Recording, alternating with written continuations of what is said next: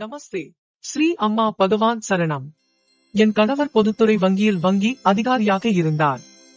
Level 3க்கான பதவி உயர்வுக்காக அவர் தனது நண்பர்கள் 4 பேருடன் சேர்ந்து தயாராகிக் கொண்டிருந்தார்.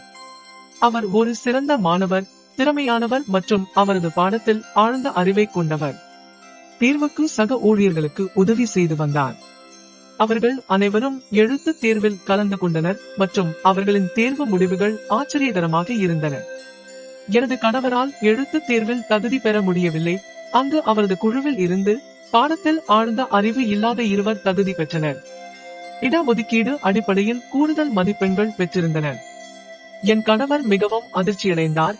எங்கள் திருமண வாழ்க்கையில் முதல் முறையாக அவரது கண்களில் கண்ணீரை நான் கவனித்தேன்.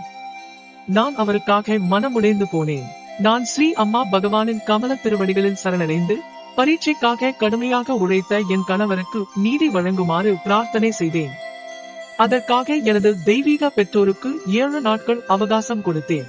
கருணைமிகு அம்மா பகவான் என் பிரார்த்தனைக்கு பதிலளித்தார்.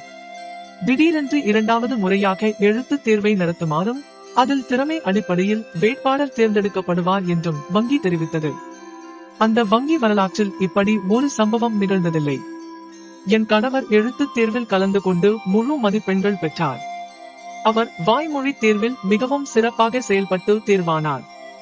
அவர் தனது பணிநிலை பிரிவில் 3ஆம் நிலைக்கு பதவி உயர்வு பெற்றார்.